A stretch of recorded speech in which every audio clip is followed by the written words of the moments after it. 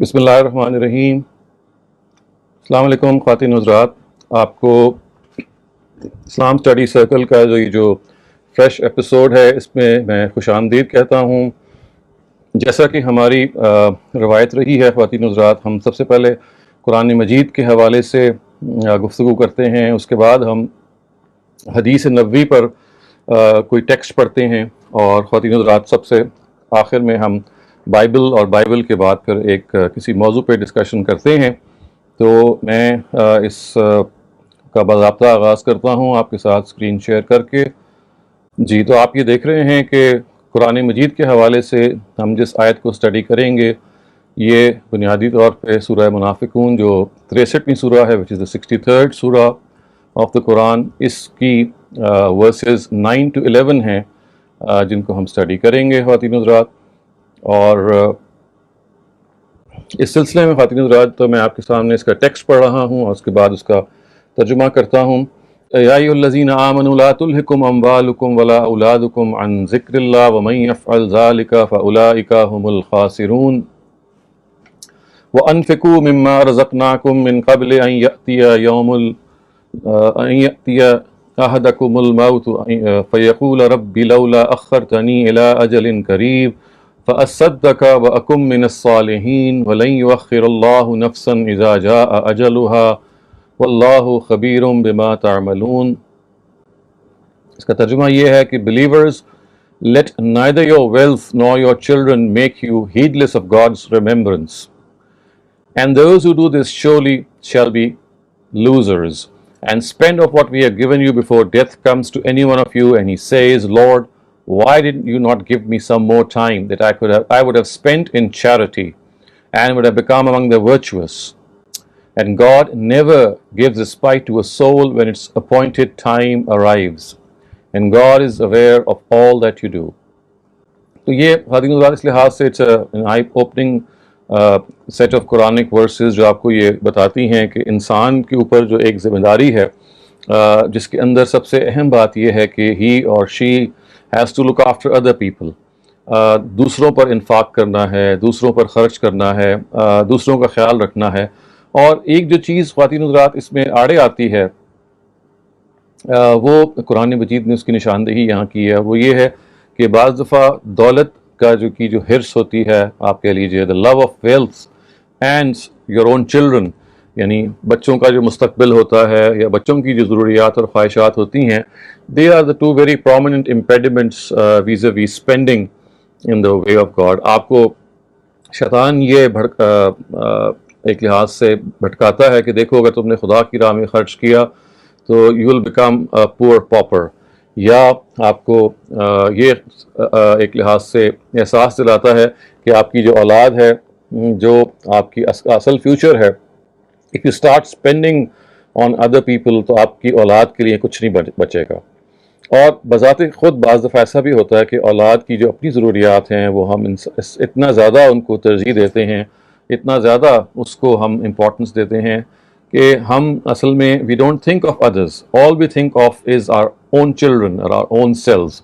So یہ وہ چیز ہے جو خواتین حضرات ان آیتوں میں خاص طور سے کہی گئی ہے کہ جو بلیورز ہیں، جو اہل ایمان ہیں، ان کو خاص طور سے یہ دیکھنا چاہیے کہ لا تلھکم اموالکم ولا اولادکم عن ذکر اللہ، کہ آپ کا جو مال ہے اور جو آپ کی اولاد ہے یہ آپ کو خدا کے ذکر سے غافل نہ کریں۔ ایک تو ظاہر ہے یہ انفاق کے اگینسٹ بھی ورک کرتے ہیں، یعنی یہ دونوں جو موٹیوز ہیں they stop you from spending in the way of God, and at the same time the love of wealth and the love of your children یہ آپ کو اتنا انوالو کر لیتے ہیں کہ آپ خدا کی یاد سے بھول جاتے ہیں۔ تو خدا کی یاد، خدا کو اپنے مستحضر رکھنا، اس کی جو اس کے ساتھ جو آپ کی ریلیشن شپ ہے، your God connection، that should be a very very I would say a very cherished priority۔ اس کو ہم بھول بیٹھتے ہیں۔ تو یہ خواتین حضرات this is something جس کے بارے میں ہمیں یہ بتایا گیا ہے کہ نہیں، آپ نے یہ کام نہیں کرنا، اور کبھی بھی اپنی ضروریات ہیں اور اپنی جو اولاد کے ساتھ آپ کا تعلق ہے وہ اس طرح کا نہیں ہونا چاہیے کہ you start forgetting your own connection and your own relationship with God۔ In other words، ہمارا جو اولین آپ کہہ لیجیے اس سلسلے میں responsibility ہے that rests towards the Almighty۔ اور ہر وہ چیز جو اس کے لیے رستے میں حائل ہو، اللہ تعالیٰ کی آیات ہمیں ان سے روکتی ہیں اور یہ بتاتی ہیں کہ مال اور اولاد دو چیزیں ایسی ہیں کہ which can stop you from God's remembrance. So مال اللہ تعالیٰ کی بہت بڑی نعمت ہے، یہ کوئی it's not to be forsaken, لیکن یہ نعمت نقبت بن سکتی ہے، یہ نعمت زحمت بن سکتی ہے اگر آپ اس نعمت کو خدا کے رستے میں حائل کر دیں.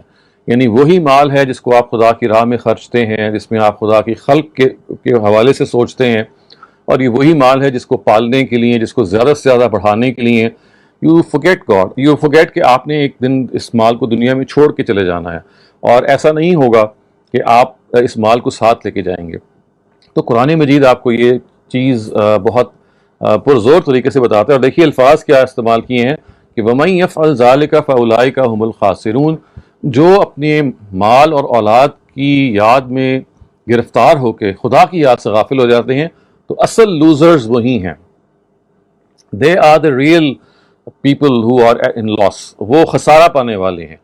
اور مزید پھر دیکھیے قرآن مجید آپ کو ایک لحاظ سے ترغیب دیتا ہے، اپیل کرتا ہے. یہ قرآن کا خاص انداز ہے، ایک طرف وہ آپ کو جھنجھوڑتا ہے اور یہ کہتا ہے کہ دیکھیے یہ امپیڈیمنٹس ہیں، دیز آر دا ہنڈرنسز، اور اس کے فوراً بعد پھر یہ کہتا ہے کہ دیکھو یہ جو مال ہے اس کے بارے میں جو صحیح رویہ ہے وہ کیا ہے.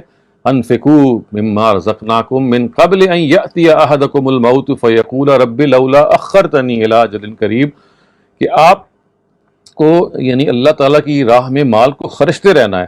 کہیں ایسا نہ ہو کہ موت آپ کو اسٹیز یو ان دی آئی، آپ کو آنکھیں چار کر کے دیکھ رہی ہو، اور اس وقت پھر آپ یہ کہیں کہ اے خدا مجھے تھوڑا سا اور وقت مل جاتا، مجھے تھوڑا سا اور ٹائم مل جاتا تو میں نے اللہ کی راہ میں انفاق کرتا تو اس کے نتیجے میں I would have become a virtuous person.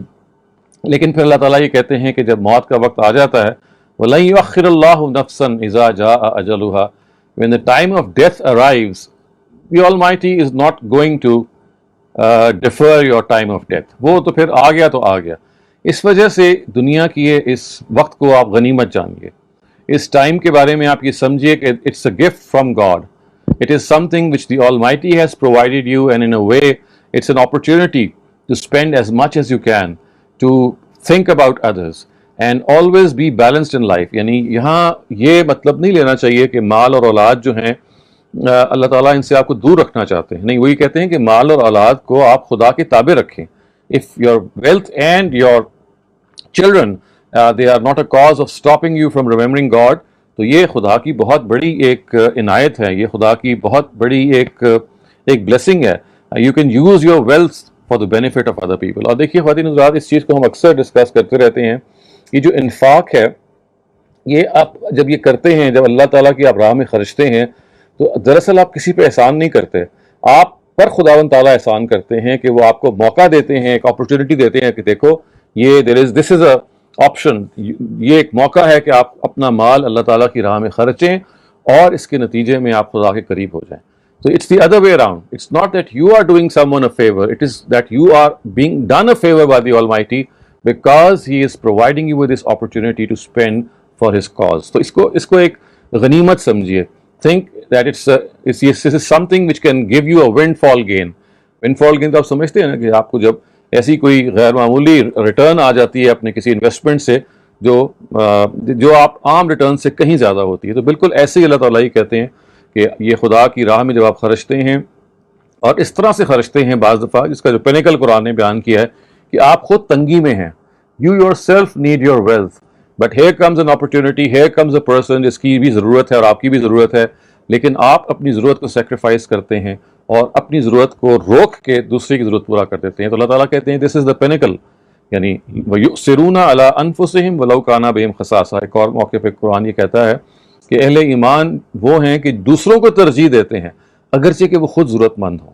تو دس از دا الٹیمیٹ انفاق that you can do and ultimate spending that you can do with other people. So یہ ایک اہم چیز ہے خواتین حضرات. اس لحاظ سے یہ بھی دیکھیے کہ سورہ منافقون کی آیات ہیں اور یہاں پہ بھی اصل میں جن لوگوں کو اصلاً مخاطب کیا گیا they are the weak of faith and the hypocrites of the times of the prophet. اور انہیں کو ذیل میں کہا گیا کہ دیکھو یہ جو مال اور اولاد کی محبت ہے یہ تمہیں خدا سے غافل نہ کرے، اس میں اتنا اپنے آپ کو گرفتار نہ کر لو، بلکہ اس کو خدا کی محبت کے اور خدا کی جو ساتھ کنیکشن کے آپ کو تابع ہونا چاہیے. It should be subservient to your connection with God. اب خواتین حضرات, let's go on to the next part of our study circle, which is the hadith of the day. جس حدیث کو ہم آج اسٹڈی کریں گے یہ بخاری میں وارد ہے, صحیح بخاری میں. اس کے الفاظ میں آپ کے سامنے پڑھتا ہوں. یہ ابو ہریرہ سے روایت ہوئی ہے. عن ابی ہریرہ عن النبی صلی اللہ علیہ وسلم قال یسلم الصغیر علی الکبیر والمار علی القاعد والقلیل علی الکثیر. اس کا ترجمہ یہ ہے کہ ابو ہریرہ reported from the Prophet صلی اللہ علیہ وسلم, the young should say salam to the elder, the one who walks should say salam to the one who sits, and the smaller crowd should say salam to the bigger one. تو یہ اصل میں اس کو اگر آپ اس روایت کو پڑھیں گے تو بڑی دل نواز روایت ہے. It's very very charming narrative. آپ کو یہ بتاتی ہے کہ آپ کے جو پروفٹ ہیں وہ سوسائٹی کے اندر ایک کلچر پیدا کرنا چاہتے ہیں, and that culture can rightly be called the سلام کلچر. کہ آپ سلام, جو سلامتی کی دعا ہے, جب میں کہتا ہوں السلام علیکم, اس سے بڑی کوئی سلامتی کی دعا نہیں ہے, چاہے میں کسی کو جانتا ہوں چاہے نہیں جانتا. میرا جو پہلا ٹاکرا ہے, the first time I face someone I say السلام علیکم. تو ہمارے پروفٹ یہ چاہتے ہیں کہ یہ جو سلام کلچر ہے یہ اتنا ریمپنٹ ہو کہ whenever two people meet each other, whenever they see each other, ایک انیشیٹو لیں اور سلام کریں. اور دیکھیے یہاں یہ کہا ہے کہ چھوٹے جو ہیں وہ بڑوں کو سلام کریں, جو واک چلتے ہوئے آ رہے ہیں وہ بیٹھنے والوں کو سلام کریں, اور جو چھوٹا کراؤڈ ہے وہ بڑے کراؤڈ کو سلام کرے. یعنی یہی بات کہ آپ جب کسی کے ساتھ مل رہے ہیں, کسی کے ساتھ آپ انٹریکٹ کر رہے ہیں, تو don't wait for the other person. یعنی normally you would expect the other way around. آپ یہ ایکسپیکٹ کریں گے کہ یار فلاں فلاں جو ہیں they are the people who need to be said سلام فرسٹ, اور they should be the people who would actually come forward اور پہلے انیشیٹو لیں سلام کرنے کے لیے. تو اللہ تعالیٰ کے پیغمبر آپ کو اس جگہ پہ نہیں فائز کرتے, وہ یہ کہتے ہیں کہ نہیں, جو جہاں پہ ہے اس کو انیشیٹو لینا چاہیے.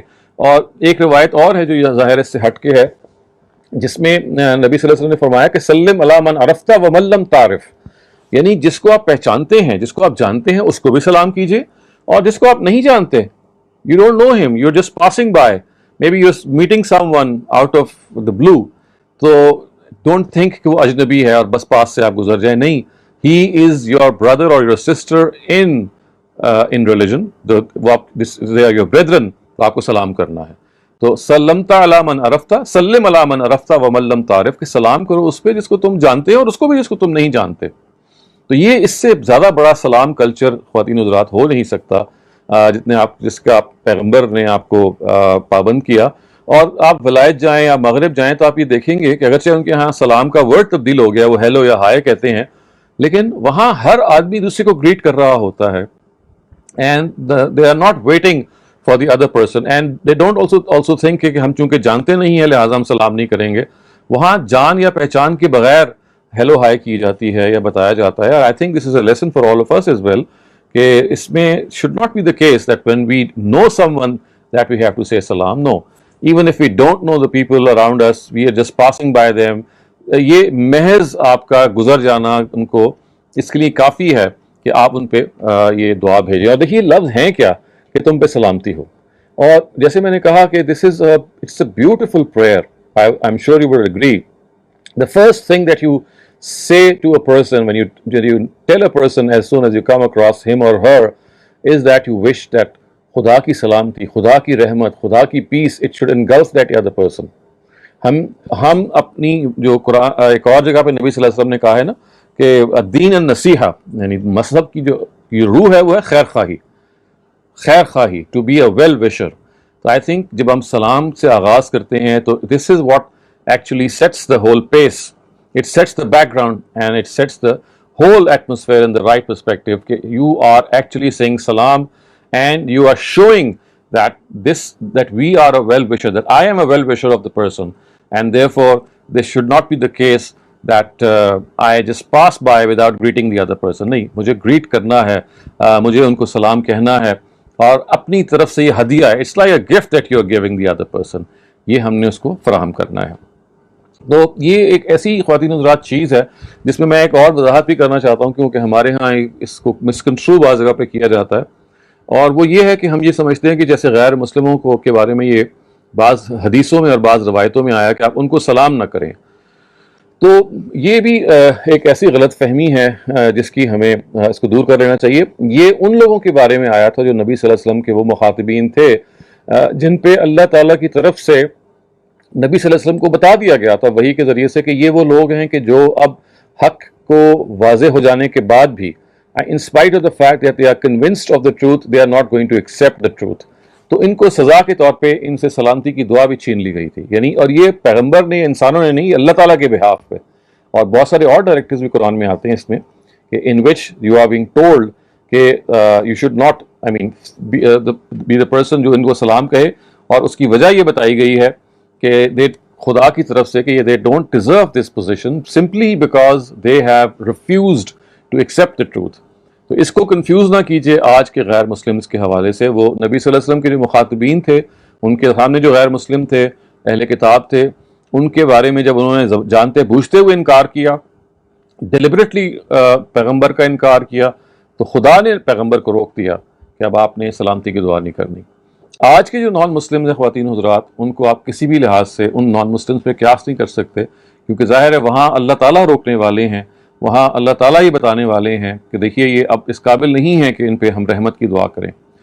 Today we have to wish every single human being, whoever he is, regardless of faith, regardless of color, creed, ethnicity, and you name it, you have to take the initiative. آپ کوشش کیجئے کہ آپ سلامتی کی دعا کریں. اور this is an antidote to arrogance as well.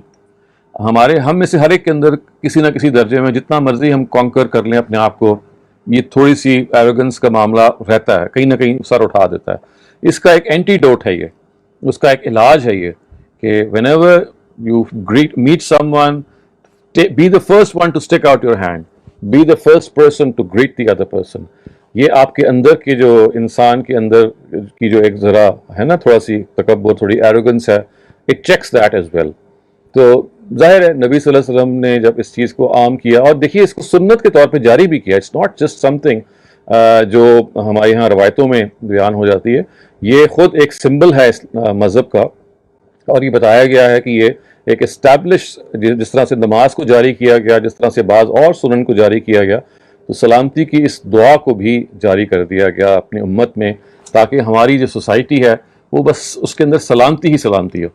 اور میں آپ کو یہ بتاؤں کہ سورہ واقعہ میں ایک جگہ قرآن مجید نے جب جنت کی تصویر کھینچی ہے تو وہاں یہ بتایا ہے کہ لا یسمعون فیہا الا قیلا سلاما سلاما، کہ جنت میں ہر طرف اسی طرح کی سلامتی ہی سلامتی ہوگی، ایک دوسرے کے بارے میں ایک دعا ہی دعا ہوگی. You will never be an ill wisher of the other person, you will always be a well wisher. تو یہ اس چیز کا نمونہ اللہ تعالیٰ کے پیغمبر اس دنیا میں بھی دیکھنا چاہتے ہیں، اور وہ یہ چاہتے ہیں کہ we are people who are always looking to benefit the society, to be their well-wisher, and to do in our whatever we can in our best capacity to help them out. تو خواتین حضرات، اب ہم اپنے اس segment کے تیسرے حصے کی طرف چلتے ہیں which is usually the Bible. اور آج جو ہم بائبل کا حصہ پڑھ رہے ہیں خواتین حضرات، this is from the book of the Gospel of Luke actually، جو لوکا کی انجیل ہے، اس سے ہم حصہ پڑھ رہے ہیں. اور یہ اصل میں توبہ کے حوالے سے ہے، اور یہ اس کے اندر آپ کو یہ چیز ملے گی کہ اللہ تعالیٰ کی ہاں جو لوگ توبہ کرتے ہیں وہ کتنے محبوب ہوتے ہیں، اور کتنا زیادہ اللہ تعالیٰ جو ہیں ان سے پیار کرتے ہیں. ایک وہ چیز ہے جو ہم سب کی کمزوری ہے، ہم سے غلطی ہو جاتی ہے، لیکن اللہ تعالیٰ he wants us to return to him as soon as we realize. تو اب یہ دیکھیے جیزس کے حوالے سے یہ بات کیسے بیان ہو رہی ہے. So now all the tax farmers and sinners came near to give ear to him. Him سے مراد جیزس ہیں. And the Pharisees and the scribes were angry. یہ وہی ہیں یہود کے جو علماء ہیں اور ان کے جو آپ کہہ لیجیے اسکالرز ہیں، وہ ان کو یہ ان کی کیٹیگریز ہیں فیریسیز کی بھی اور اسکرائبس کی بھی. تو یہ کہا گیا کہ this man gives approval to sinners and takes food with them. یعنی الزام کیا لگایا کہ حضرت مسیح جو ہیں یہ تو بروں لوگوں کے جو گناہ گار لوگوں کے ساتھ بیٹھ کے کھانا کھاتے ہیں، ان سے کھانا کھاتے ہیں، اور ان کے بارے میں کوئی بری بات نہیں کہتے، بلکہ ایک لحاظ سے ان کو اپروو کرتے ہیں اپنے اس فیل کی وجہ سے. اس کے جواب میں دیکھیے حضرت مسیح نے ایک سٹوری سنائی، ایک ظاہر پیرابل ہے، ایک تمثیل ہے. وہ کیا ہے؟ And he made a story for them saying, what man of you having 100 sheep, if one of them gets loose and goes away, will not let the 99 be in the wasteland by themselves and go after the wandering one till he sees it.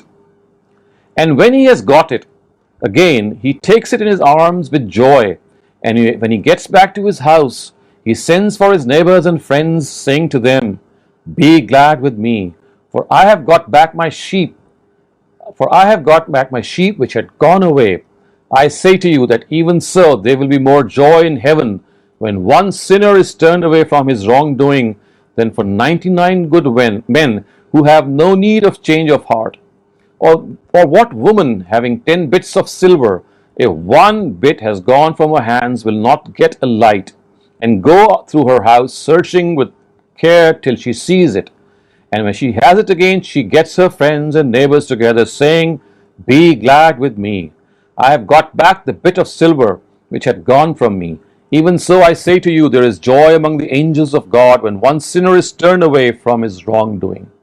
انتہائی خوبصورت تمثیل ہے خواتین حضرات، جیسے آپ نے اس کے الفاظ سے دیکھا، یعنی یہ بتایا کہ ہم میں سے وہ کون ہے جس کے پاس اگر 100 بھیڑیں ہیں اور 99 تو اس کے پاس محفوظ ہیں، ایک جو ہے وہ بھٹکتی ہوئی کہیں چلی گئی ہے، تو کیا ہم اکتفا کریں گے انہی 99 پہ؟ نہیں، ہم اس کے پیچھے جائیں گے اور اس کو ہم تلاش کریں گے، کیونکہ ہم یہ نہیں چاہتے کہ ایک بھی ہماری جو بھیڑ ہے، ہمارا ایک لحاظ سے جو ایک شیپرڈ جس طرح سے سوچتا ہے اپنے ہرڈ کے بارے میں کہ ایک بھی جو بھیڑ ہے، ایک بھی جو شیپ ہے وہ کہیں ہم سے گم نہ ہو جائے، تو ہم اس کو تلاش کریں گے۔ تو مثال دی ہے حضرت مسیح نے، دیکھیں کہ تم میں سے وہ کون ہے کہ جو یہ کام کرے کہ اس کی ایک بھیڑ گم ہو جائے اور پھر وہ اس کی تلاش میں نہ نکلے۔ یا پھر ایک اور مثال دی ہے کہ کون اس طرح کی خاتون ہے کہ جس کے پاس 10 بٹس آف سلور ہیں اور ایک اس کا جو ہے کہیں گم ہو جائے، اس کو وہ تلاش نہ کرے۔ تو ہم ایسے ہی کریں گے نا کہ ہمارے پاس اگر چیز زیادہ کوانٹٹی میں ہے، اگر اس کی ایک کوانٹٹی بھی کہیں چلی جائے گی تو ہم بھاگتے ہوئے اس کو تلاش کریں گے، اور جب وہ چیز مل جاتی ہے تو ہم سیلیبریٹ کرتے ہیں، ہم خوش ہوتے ہیں۔ اور یہاں حضرت مسیح نے کہا کہ we call our friends and our neighbors and celebrate that we've got something that we had lost۔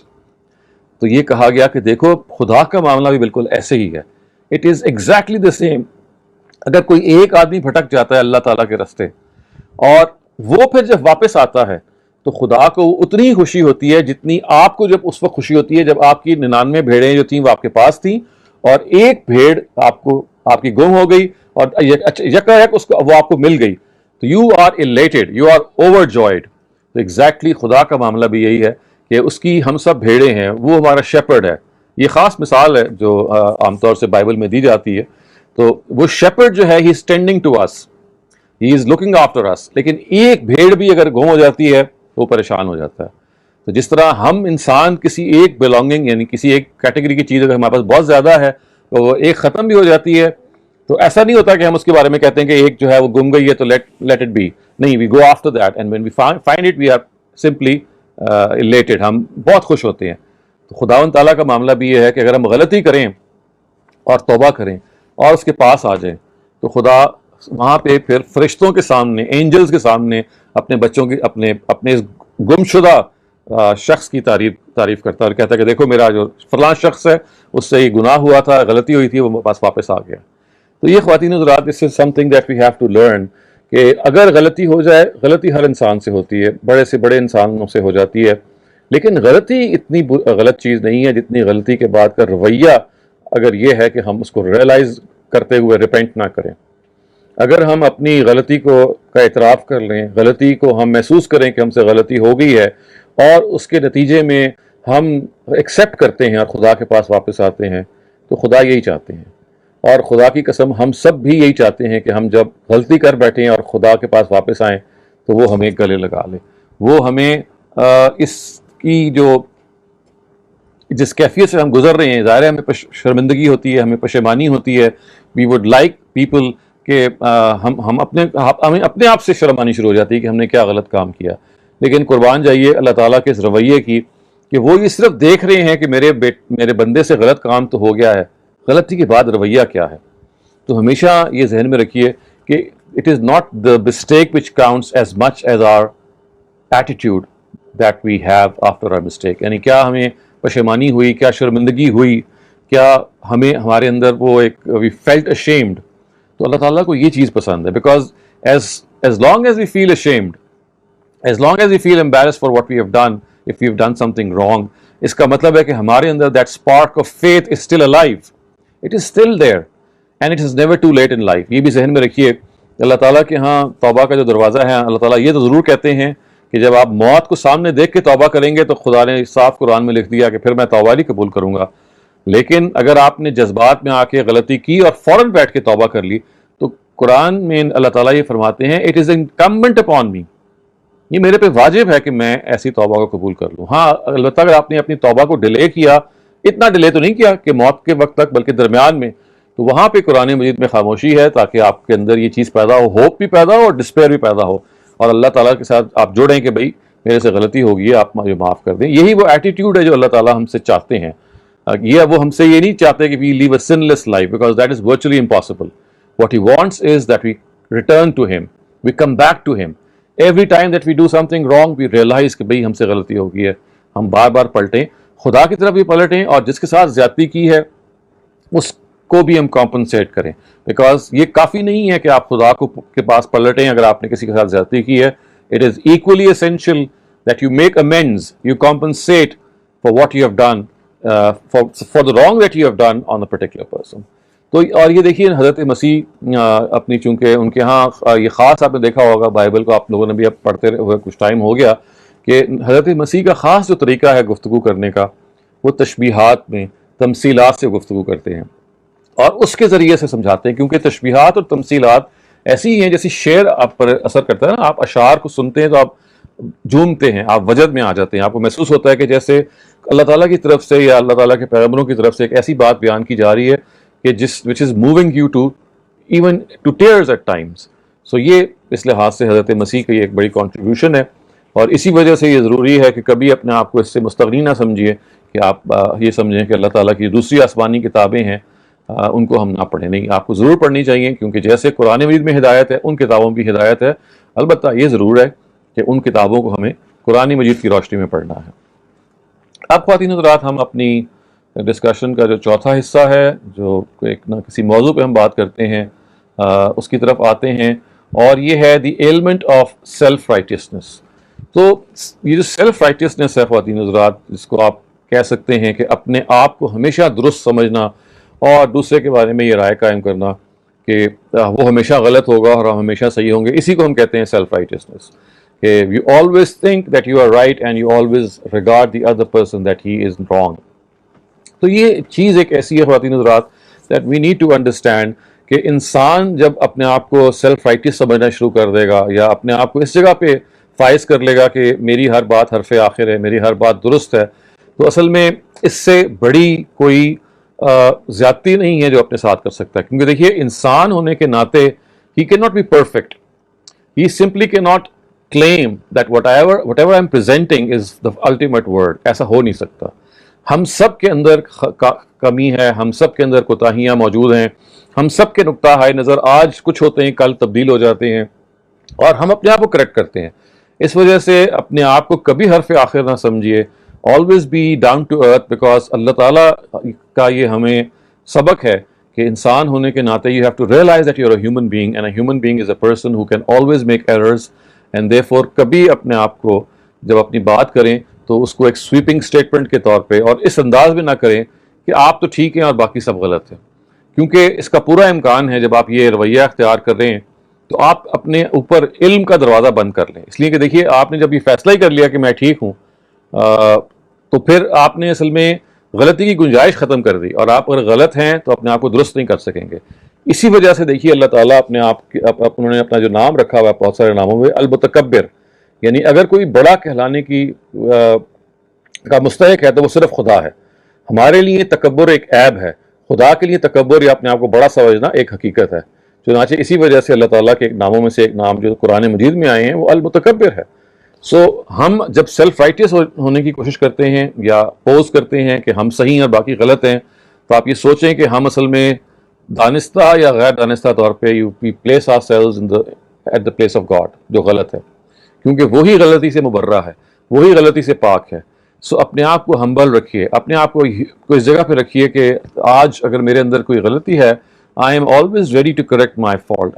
I'm always ready to find out if there is something that I can improve upon myself. Self righteousness کا دوسرا بڑا نقصان, ایک تو علم میں تو ہوتا ہی ہے, علم میں آپ کی ترقی کا دروازہ بند ہو جاتا ہے. دوسرا عمل میں بھی جو بڑا نقصان ہوتا ہے وہ یہ ہے کہ آپ you never develop as a human being.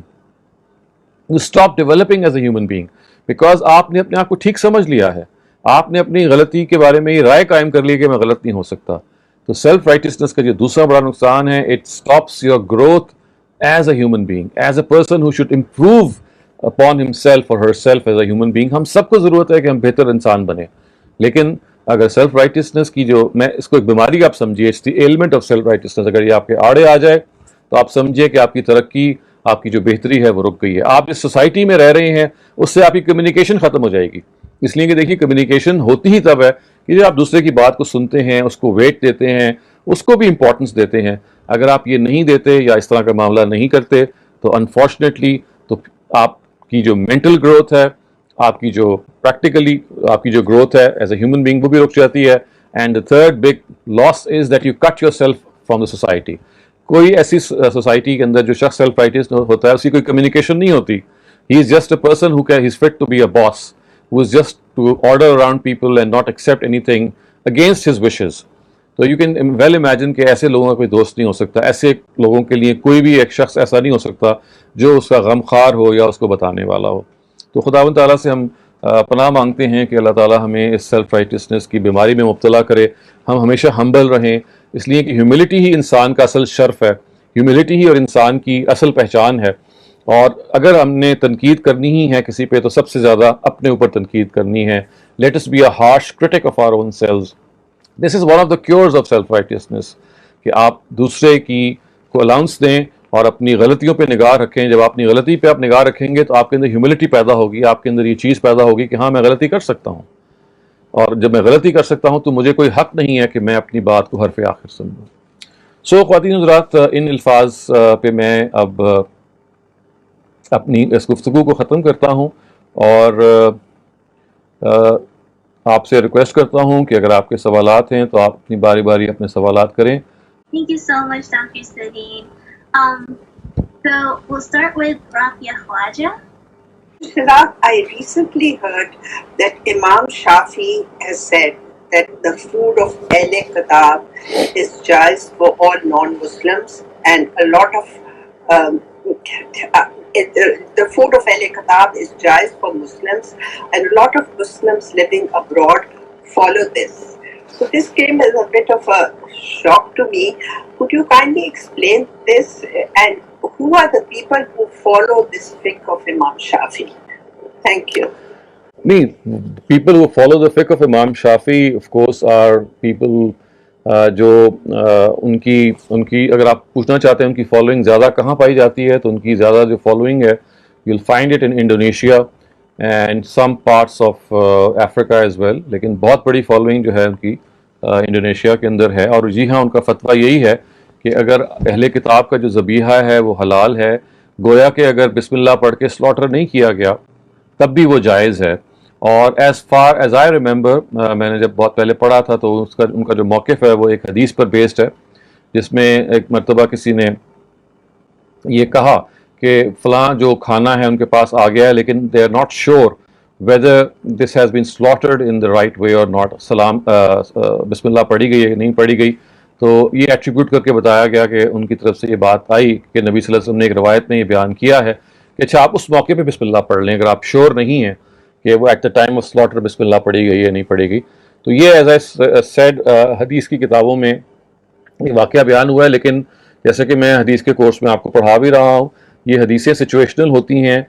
اس کے پیچھے بہت سارا کام ایسا ہوتا ہے کہ جس میں بعض دفعہ راوی پوری بات کو بیان نہیں کر رہے ہوتے. چنانچہ ہم کسی حدیث کی بنیاد پہ کوئی عمل دین میں, خاص طور سے اگر وہ قرآن کے خلاف, وہ ہم ایکسیپٹ نہیں کر سکتے. قرآن تو جسے کہتے ہیں نا کہ ایکسپریسلی ان ایکوی ووکلی یہ کہہ رہا ہے کہ you can not eat anything upon which the name of God has not been taken. لا تأکلوا مما لم یذکر اسم اللہ علیہ, یعنی آپ کو یعنی نام کا کیا مطلب ہے, نام اس موقع پہ کہ جب جانور کو سلاٹر کیا جا رہا ہے. اور یہ میں آپ کو ایکسپلین کر چکا ہوں مختلف مواقع پہ کہ جب ہم اللہ کا نام لیتے ہیں, جب ہم جانور کو ذبح کرتے ہیں, یہ اصل میں خدا کی پرمیشن ہے جان لینے کی. ہم جانور کو بھی ذبح نہیں کر سکتے unless we seek permission from God. تو یہ جو بسم اللہ اللہ اکبر ہے, it is a substitute, it is actually a permission that we take from God and exercise that permission. اگر آپ بسم اللہ نہیں پڑھتے تو وہ خدا کی طرف سے پرمیشن جو ہے جان لینے کی, وہ آپ اس کے لیے آپ آتھورائز نہیں ہیں. چنانچہ وہ لوگ کہ جو بغیر بسم اللہ پڑھے کسی جانور کو ذبح کرتے ہیں, یہ ایسے ہی ہے کہ وہ اس جان لینے کے مجاز نہیں تھے, ان کو اس کی اتھارٹی نہیں تھی, اور پھر بھی انہوں نے ایک جان لے لی. اس وجہ سے یہ کہا گیا کہ ہمیں بہرحال جانور کی جان اگر لینی ہے تو خدا کے نام سے لینی ہے, اور ایسا جانور جو خدا کے نام سے نہیں اگر اس پہ پڑا گیا at a time of slaughter تو ہمیں وہ نہیں کھانا. تو میں تو سمجھتا ہوں کہ قرآن مجید کے اس کلیئر فتوے اور اس کلیئر بات کے بعد کوئی روایت اگر کوئی بات بیان کر رہی ہے تو جیسے کہ میں نے کہا وہ ہمیشہ سچویشنل ہوتی ہے, کسی نہ کسی پہلو سے اس میں کوئی بات ہوتی ہے جو کسی موقع کی مناسبت سے یا کوئی اشتباہ دور کرنے میں, معلوم نہیں کہ وہ جس کو کہا گیا اس کے پیچھے پس منظر کیا تھا, نبی صلی اللہ علیہ وسلم کے سامنے کیا بات آئی, لیکن وہ رپورٹ اس طرح سے ہو گئی کہ اگر آپ کے سامنے کوئی کھانا آ جائے اور آپ کو پتہ نہ ہو کہ اس کے اوپر بسم اللہ پڑھی گئی تھی یا نہیں پڑھی گئی تھی جب وہ سلاٹر ہوا تھا جانور, تو آپ اس موقع پہ پڑھ لیں جب آپ کھانا کھا رہے ہیں. غامدی صاحب کا ایک پروگرام لاسٹ ویک میں تھا جس میں انہوں نے یہ مینشن کیا, that's how I learned, and he said this is wrong, but he said a lot of Muslims in America do follow it, and a lot of Arabs do follow Imam Shafi. This surprised me even more. So of course Ghamidi صاحب totally disagreed with this.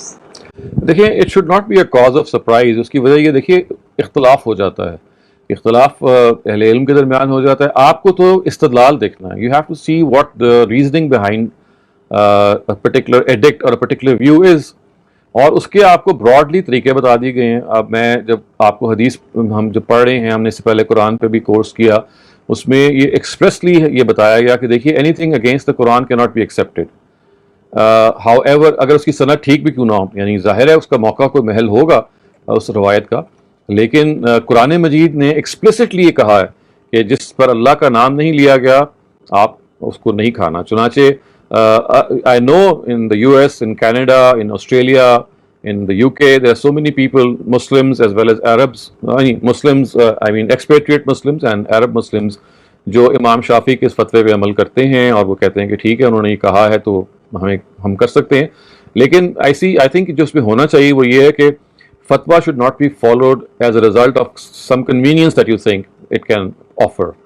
یعنی چونکہ اس فتوے کے اندر یہ convenience تو ہے نا کہ بس ٹھیک ہے آپ غیر ملک میں گئے ہوئے ہیں, آپ ہر طرح کا گوشت کھا سکتے ہیں, تو اگر آپ نے یہ رائے قائم کرنی بھی ہے تو آئی ہیو نو آبجیکشن, یہ رائے قائم کریں علماً عقلاً اور جو اس کا طریقہ ہے, not because it's something which is convenient.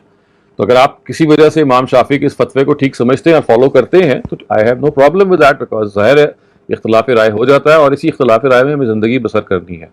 It should not be a reason, یعنی convenience should not be a reason, your intellectual reasoning should be a reason. لیکن ایز اے سیڈ قرآن از ویری ایکسپلیسٹ, اور وہ یہ کہتا ہے کہ اگر آپ نے اللہ تعالیٰ کے نام کے بغیر کسی جانور کو کنزیوم کیا at the time of slaughter, اگر اللہ کا نام نہیں لیا گیا تو in fact you are eating something which you are never authorise to eat. خدا کہتے ہیں کہ انسانی جان تو دور کی بات ہے, آپ جانور کی جان بھی نہیں لے سکتے جب تک آپ مجھ سے بسم اللہ اکبر پڑھ کر اجازت نہ لے لیں. So the next question is going to be from Adnan. میرا کوشچن ہے کہ اگر کوئی شخص جو ہے وہ اپنی وفات سے پہلے کسی شخص سے بھی یہ کہتے ہیں کہ بھائی میری جو کوئی جائیداد ہے وہ میرے بچوں میں ڈسٹریبیوٹ کر دو, یہ ہو جائے گی, وہ ریٹرن میں بھی اس نے نہیں لکھا اور مطلب کوئی جواب بھی نہیں ہے, تو کیا یہ پاسبل ہو جائے گا؟ آپ یہ کہہ رہے ہیں کہ ایک شخص اپنی زندگی میں مرنے سے پہلے کسی سے کہے کہ جب میں مر جاؤں تو میری جو جائیداد ہے اس کو بچوں میں برابر تقسیم کر دو. اگر اس کا ایک بیٹا اور ایک بیٹی ہے تو اس کو برابر تقسیم کر دیں, اور اگر اس کی مطلب ایک سوچ یہ بھی پائی جاتی ہے کہ کیونکہ اس نے یہ ناانصافی کی ہے اور اپنی وائف کو اس کو شیئر نہیں دیا تھا, اور ہم جو ہیں وہ قرآن مجید کے حساب سے جو اس سے تقسیم کیے گئے ہیں ہم وہ کریں گے.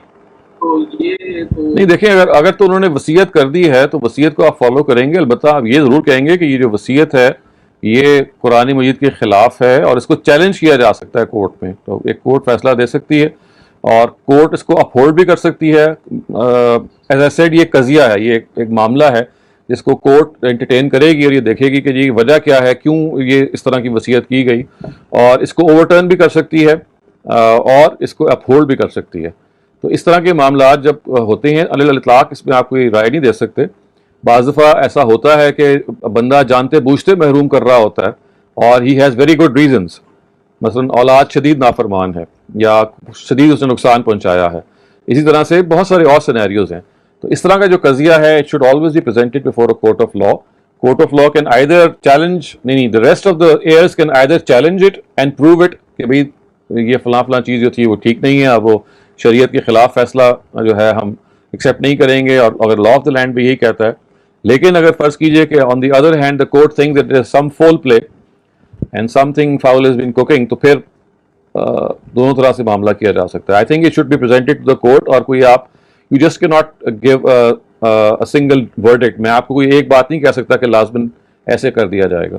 یہ معاملہ پھر عدالت کے پاس جائے گا اور جج پھر حالات کے لحاظ سے فیصلہ کرے گا. Next question is from Abdullah Hafiz. میرا کوشچن جو ہے وہ ہسٹری آف قرآن کے متعلق ہے. ڈاکٹر صاحب آپ صاحب کتاب ہیں، میں نے وہ کتاب شروع کی ہے آپ کی، لیکن مجھے یہ نہیں معلوم آپ نے اس میں یہ ڈسکس کیا ہے آپ کی نظر سے وہ ڈینیل برو بیکر کی بک ایک چھوٹی سی ہے ہو، اس نے جو ہے کچھ فوٹوگرافس دی ہیں قرآن کی، جو ثنا سے کچھ ڈاکیومنٹس ملے ہیں. تو اس میں کوشچن میرا یہ ہے کہ اس میں انہوں نے کافی جگہ پہ یہ دکھایا ہے، میرا خیال 20 ایگزامپلس ہیں کہ کہیں پہ کچھ ایک لفظ اریس ہوا ہے، کہیں پہ سبسٹیٹیوٹ ہوا ہے. تو جیسے ہم لوگ شروع سے ایک اسی طرح سمجھتے ہیں کہ قرآن جو ہے جس طرح سے شروع سے آیا ہے اسی طرح سے ہے، اس میں کسی لفظ کی تبدیلی کوئی ایسی نہیں. تو آپ اس کو کس طرح سے اس کو ایکسپلین کریں گے، کیونکہ وہ بہت ہی یوٹیوب پہ بھی کافی پروپیگنڈا ہے، اور اس کو کس طرح سے ایکسپلین کریں گے؟ اگر آپ نے وہ کتاب شروع کر ہی دی ہے تو میں نے بہت تفصیل سے پھر اس کو ایکسپلین کیا ہے، اور ابو بکر اور اس طرح کے جو ان کے اور بہت سارے اور مستشرقین ہیں جنہوں نے مینسٹرس پہ کام کیا ہے. مثلا جو اولین جو ان کے سب سے بڑے آدمی ہیں ان کا نام فرانسوائے دروش ہے، جو ایک فرینچ مین ہیں. ان کا پائنیئرنگ کام ہے اس میں، وہ بھی زندہ ہیں اور نمبر 1 پرابلی ہیں مینسکرپٹ اسٹڈیز میں. اور اس لحاظ سے انہوں نے بھی بہت سارا چیزیں شائع کی اور یہ بتایا ہے کہ دیکھیے قرآن مجید کی جو اور قراتوں پہ بھی قرآن چھپے ہوئے یا لکھے ہوئے موجود ہیں، اور اس کے اندر الفاظ کی بھی کمی بیشی ہے. تو اس سب کا تو میں ایکچولی محاکمہ کر چکا ہوں اپنی کتاب میں بھی، اور میرے اس موضوع پہ بہت سارے لیکچرز بھی اویلیبل ہیں، آپ ان کو دیکھ سکتے ہیں. لیکن مختصر بات یہ ہے کہ قرآن مجید is not dependent on the manuscripts tradition at all. یعنی اگر آپ مخطوطات کے ذریعے سے قرآن مجید کو ڈٹرمن کریں گے تو پھر وہی حال ہوگا جس وقت ہمارا ہو رہا ہے. مخطوطات کے اندر چونکہ ویرینٹ ریڈنگز کو ایکسیپٹ کر لیا گیا ہے، یعنی قرآن کی ایک سے زیادہ قرات کو ہمارے ہاں امت نے ایک زمانے میں آ کے پہلی صدی ہی میں مان لیا تھا کہ ہاں یہ بھی ایکسیپٹیبل قرآن ہے. تو یہ کوئی اچنبے کی بات نہیں ہونی چاہیے کہ جب آپ نے یہ کہا کہ قرآن مجید ایک سے زیادہ قراتوں پر نازل ہوا یا کم سے کم صحابہ کو اجازت تھی، تو جب اجازت تھی تو ظاہر لکھا بھی جائے گا اس پہ. تو جب آپ کی امت کے بڑے بڑے لوگوں نے فرسٹ سینچری کے اندر ایکسیپٹ کر لیا کہ خبر واحد سے کا I'm sure آپ کو مطلب معلوم ہوگا، جو قرآن آپ کو موصول ہوا ہے وہ بھی قرآن مجید ہے، اور جو تواتر سے آپ کو قرآن ملا ہے وہ بھی قرآن ہے. تو پھر آپ کو ایک سے زیادہ جو ویریشنز ہیں قرآن مجید کی وہ ریٹن ٹریڈیشن میں ملیں گی، اور آپ کی مخطوطات جو ہیں وہ ظاہر ہے وہ تو وہی بات بیان کریں گے جو سچ ہے، اور وہ یہ ہے کہ وہ ساری جو ویریشنز ہیں وہ ریفلیکٹ کر رہے ہوتے ہیں اس میں. تو اس سے بالکل برعکس جو دوسرا نقطہ نظر ہے وہ یہ ہے کہ یہ اصل میں قراتیں ہیں جو خبر واحد کے طریقے پہ منتقل ہوئیں.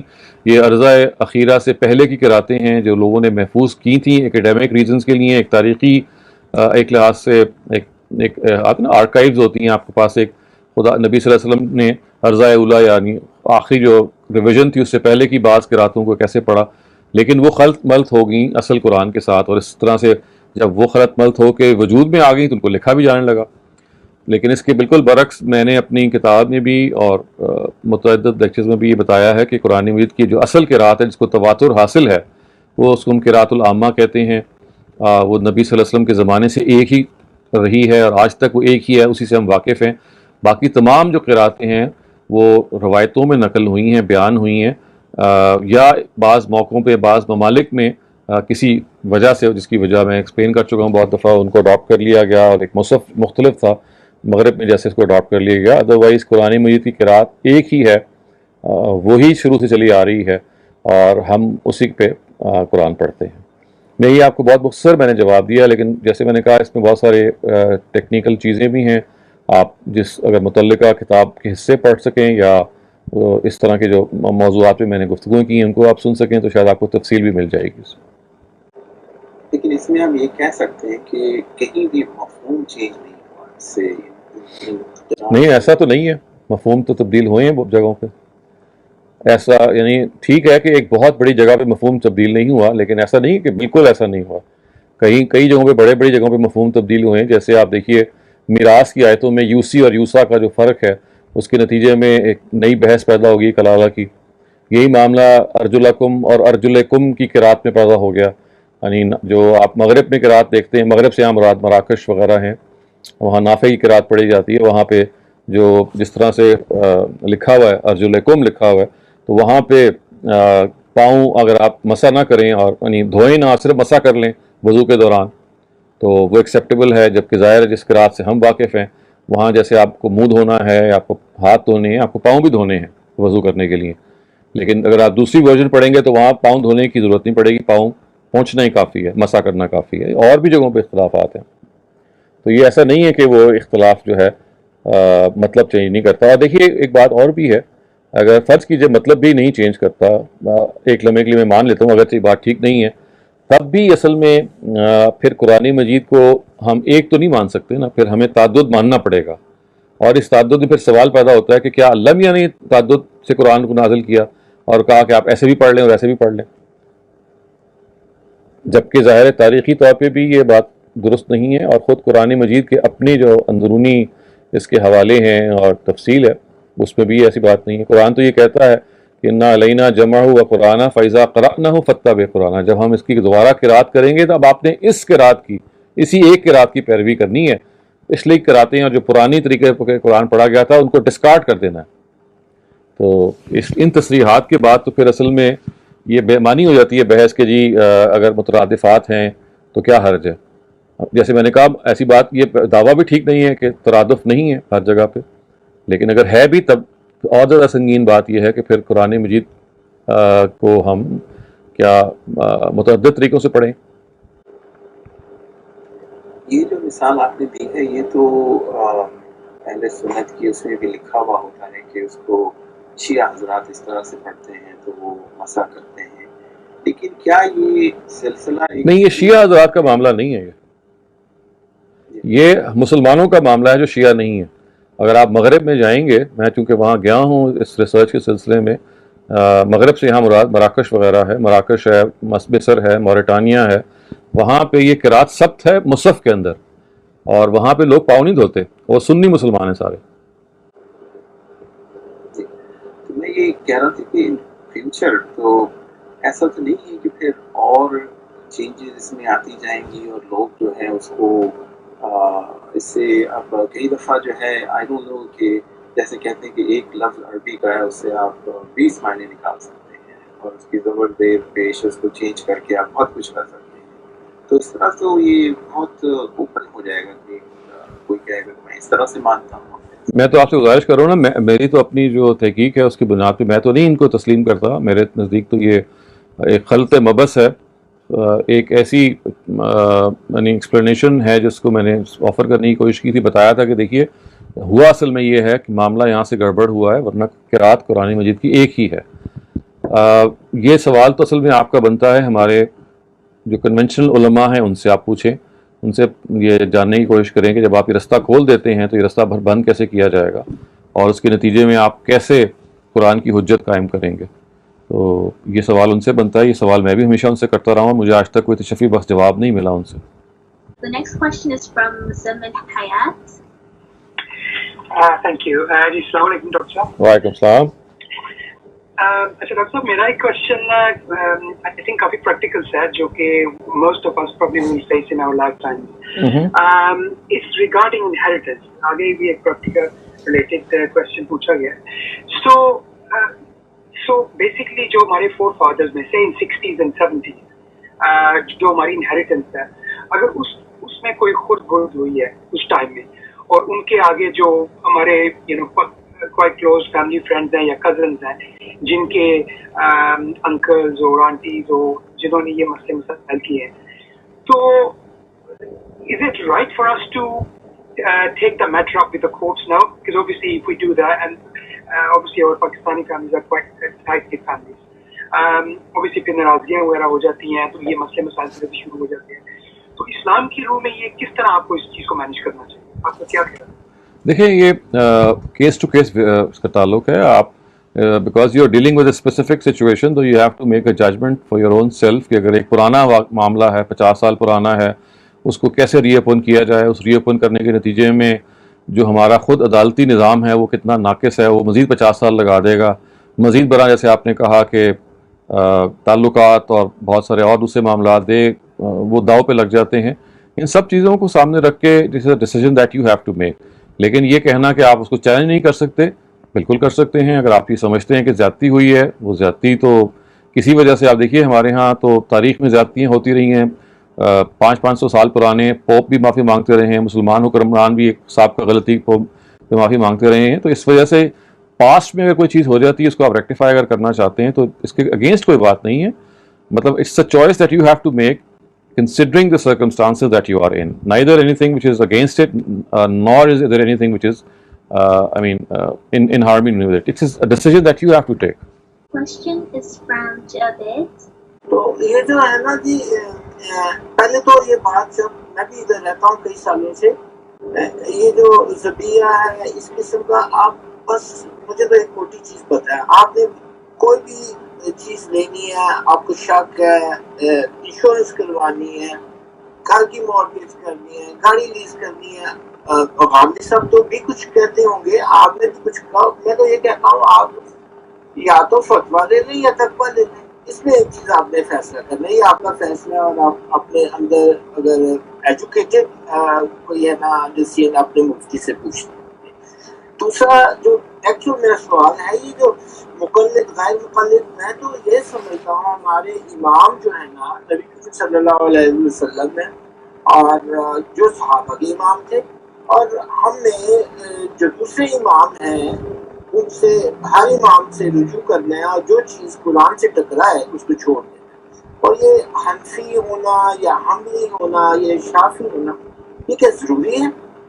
جی نہیں, بالکل بھی نہیں. آپ تو خود عالم آدمی ہیں, آپ نے تو خود صحیح رائے قائم کی. اصل چیز ہے کہ ہمیں مسلمان ہونا ہے, نبی صلی اللہ علیہ وسلم کو ہمیں فالو کرنا ہے, قرآن مجید کو فالو کرنا ہے. جیسے ہمارے پیغمبر جو تھے وہ بس مسلمان تھے, وہ کسی گروہ میں تقسیم نہیں تھے, وہ نہ سنی تھے نہ وہ شیعہ تھے.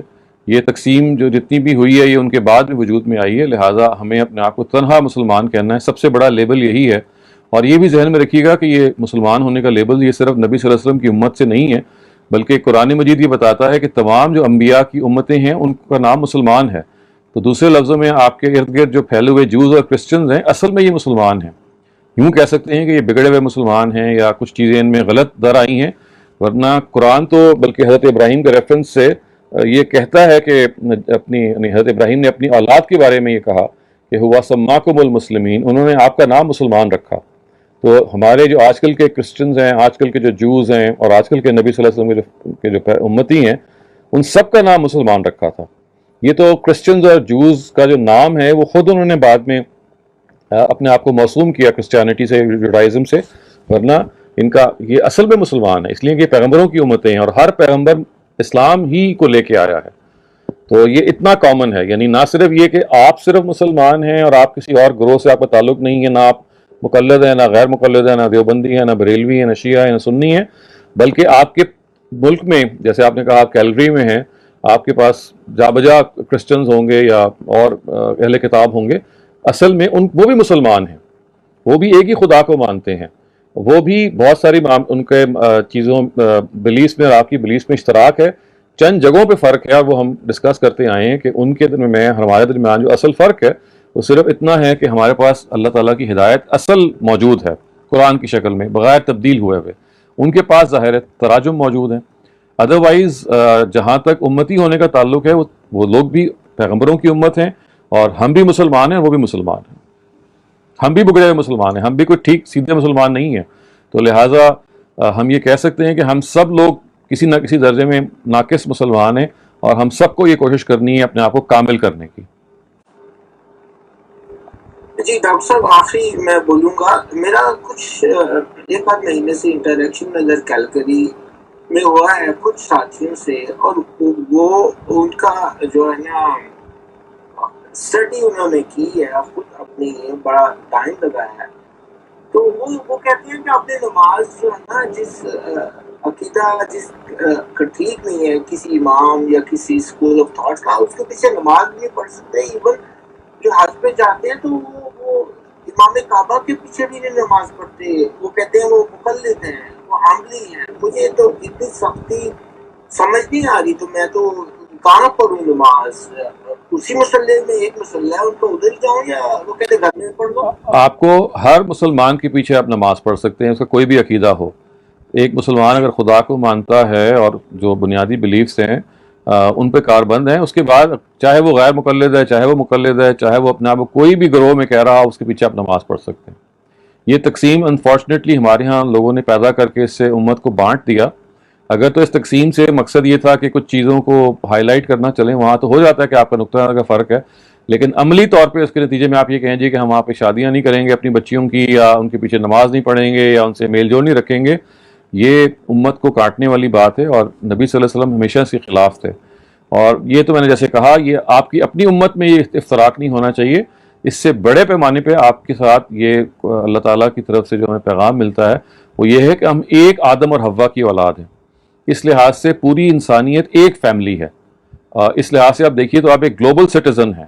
اس لحاظ سے آپ دیکھیے کہ پوری ہیومن کائنڈ جو ہے وہ آپ کی فیملی ہے، اور آپ اس کے رکن ہیں۔ تو یہ جو کلچرل ڈیوائڈز ہیں، یہ جو ایتھنک ڈیوائڈز ہیں، یہ جو کاسٹ کی کریڈ کی ڈیوائڈز ہیں، ان سب کو پھلانگ کے بنیادی طور پہ جو اصل چیز ہے وہ ہے آپ انسان ہیں، اور دنیا میں باقی لوگ بھی انسان ہیں۔ تو پہلا رشتہ آپ کا دوسروں کے ساتھ انسانیت کا ہے۔ اور اگر آپ نماز کے بارے میں سوال کرتے ہیں تو اس میں بالکل میں یہی عرض کروں گا کہ اگر ایک آدمی اپنے آپ کو مسلمان کہتا ہے تو اس کا بھلے کچھ بھی عقیدہ ہو، اس کے پیچھے نماز پڑھی جا سکتی ہے۔ The next question is from Shahina. السلام علیکم جی وعلیکم السلام۔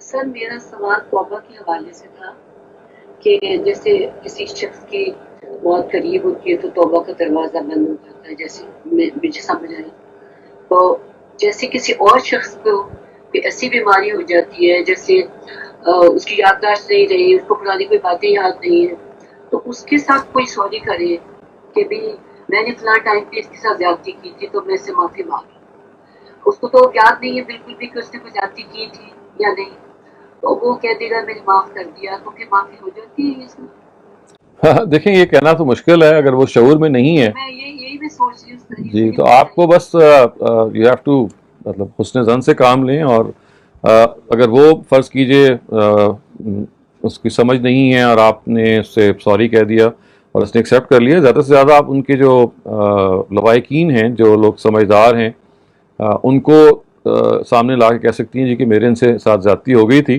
اور آپ یہ خود تو نہیں سمجھ رہے، میں آپ کے سامنے اپنی غلطی کا اعتراف کرتا ہوں یا کرتی ہوں، اور اگر دنیا میں مجھے ظاہر ہے اس کا موقع نہیں ہے کہ میں ان سے معافی مانگوں، لیکن آپ کے سامنے میں یہ ضرور اعتراف کر رہا ہوں یا کر رہی ہوں۔ آپ آخرت میں گواہی دیجیے گا کہ میں نے دنیا میں کوشش کی تھی کہ معافی مانگوں۔ اب ظاہر اس فرد پہ ہے کہ وہ دنیا سے نکل کے جب آخرت میں جاتے ہیں، موقع سامنے آتا ہے، اصل فیصلہ تو پھر وہ کریں گے، لیکن ہو سکتا ہے کہ یہ گواہی کام آ جائے۔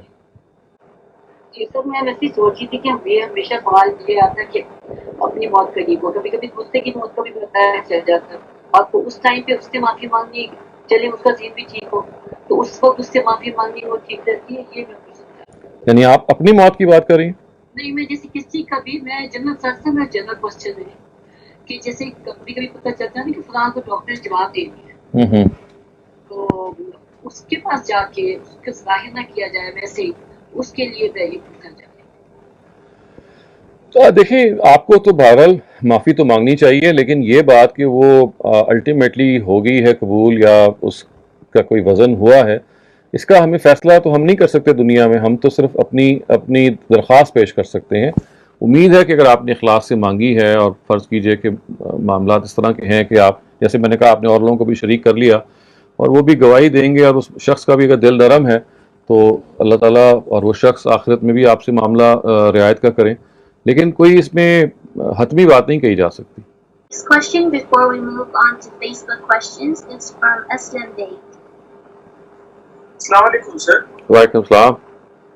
سر مجھے پوچھنا تھا سر، ہمارے ایک فرینڈ ہے، ہم ان کو فائنینشلی ایسا اسسٹ کرتے ہیں، بٹ ہم لوگ نے آبزرو کیا کہ بہت زیادہ وہ مس یوز کرتے ہیں. تو ہم لوگ کبھی آپس میں ایسا ڈسکس کرتے ہیں کچھ چیزیں ان کی ان چیزوں کے بارے میں، تو will these all things be considered as like back biting میں کنسیڈرڈ ہوگا یہ چیزیں؟ اور سیکنڈ چیز سر مجھے یہ پوچھنا تھا سر، یہ عرش کے بارے میں ہاؤ ٹو انڈرسٹینڈ یہ عرش کے ریلیٹڈ جو ورسز ہے. دیکھیں، جہاں تک بیک بائٹنگ کا تعلق ہے اس میں یہ ہوتا ہے کہ آپ کا مقصد یہ ہوتا ہے کہ دوسرے کی تحقیر کرنا، اس کی ایبسنس میں اس کی تحقیر کرنا، اس کو بیلٹل کرنا، ریڈیکیول کرنا، آپ نیچا دکھانا چاہتے ہیں. آپ یہ جو بات کر رہے ہیں یہ تو اصل میں انالیسس کر رہے ہیں کہ بھئی جس کو ہم مدد کر رہے تھے، جس کی وہ ان پیسوں کو مس یوز کر رہا ہے، ہمیں تجزیہ کرنا چاہیے کہ وہ مستحق ہے بھی یا نہیں ہے. یہاں پہ آپ کوئی کسی کے ساتھ ایسا معاملہ تو نہیں نہ کر رہے کہ جس کو آپ ریڈیکیول کر رہے ہوں یا نیچا دکھانے کی کوشش کر رہے ہوں. یہاں آپ حالات کو جاننے کے لیے اور اپنے پیسے کی صحیح کھپت کے سلسلے میں گفتگو کریں، اس کو آپ غیبت نہیں کہہ سکتے.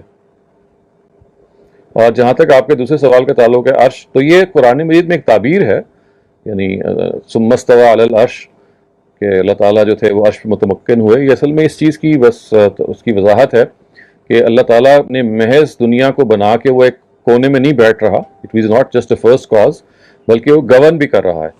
یعنی مشرکین کا میں سے بعض کا عقیدہ یہ تھا کہ کائنات تو اللہ تعالیٰ نے بنا دی ہے، لیکن اب وہ آرام کر رہا ہے، اور اس نے اپنا جو معاملہ ہے وہ دیوی دیوتاؤں کے سپورٹ کر دیا. جو فرشتے خدا کی بیٹیاں ہیں وہ اس کو گورن کر رہے ہیں.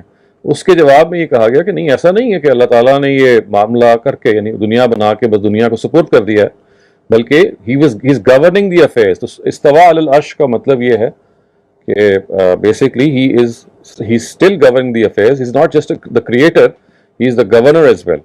اللہ لہ الخلق والامر، اس کو ایک اور جگہ بھی بیان کیا گیا کہ تخلیق بھی اس کی ہے اور حکم بھی اسی کا ہے. تو یہ اس کی تعبیر ہے اصل میں. یہ ظاہر ہے یہ تعبیرات ہیں اللہ تعالیٰ کی گورننس کے سلسلے میں، اور آپ لٹرل اگر لیں گے تو بہرحال قرآن کی زبان سے زیادتی کریں گے. اللہ تعالیٰ کا جو عرش ہے وہ بعض جگہوں پہ لٹرل استعمال بھی ہوا ہے. جیسے مثال کے طور پہ سورہ حاقہ میں کہا وَيَحْمِلُ عَرْشَ رَبَّكَ فَوْقَهُمْ يَوْمَئِذٍ ثَمَانِيَةٌ، کہ قیامت کے دن 8 فرشتے اللہ تعالیٰ کا تخت اٹھائے ہوئے ہوں گے. اب قیامت کے دن وہ تخت کیا ہوگا، وہ فرشتے کیسے اٹھائے ہوئے ہوں گے، یہ امور متشابہات میں سے ہم نہیں جان سکتے. تو قرآن مجید میں یہ بعض جگہ پہ لٹرل مفہوم میں آیا ہے، لیکن وہ اس طرح سے آیا کہ وہ آخرت سے متعلق ہے. یہ لیکن جب یہ کہا گیا استوا علی العرش، تو اس کے بارے میں وہی ہے امام مالک نے جو کہا نا کہ والاستوا معلوم والکیف مجہول والسؤال بدع. یعنی امام مالک سے جب کسی نے پوچھا کہ یہ عرش کیا چیز ہے تو آپ نے کہا استوا معلوم، ہمیں یہ تو معلوم ہے کہ بھئی انہوں نے متمکن ہوئے ہیں، از گورننگ دی افیئرز، والکیف مجہول، کیسے ہیں ہمیں نہیں پتہ، والسؤال بدع. اگر آپ اس پیچھے سوال کرنے شروع کر دیں گے، پوچھنا شروع کر دیں گے یہ کیسے ہے اور کہاں پایا جاتا ہے اور اللہ تعالیٰ کے تخت سے کیا مراد ہے، تو یہ پھر بدعت میں آپ داخل ہو جائیں گے. تو استوا معلوم والکیف مجہول والسؤال بدع امام مالک کی بڑی خوبصورت جواب ہے اسی طرح کے سوالات کے لیے. دیکھیں کوئی بھی آپ کو فورس نہیں کر سکتا. اگر آپ کو کوئی فورس کر رہا ہے آپ کہیں جی ٹھیک ہے، آپ کے کہنے میں آپ کی اپنی رائے ہوگی، میں آپ کی رائے کی رسپیکٹ کرتا ہوں، لیکن مجھ پہ تو آپ اپنی رائے نہیں نافذ کر سکتے.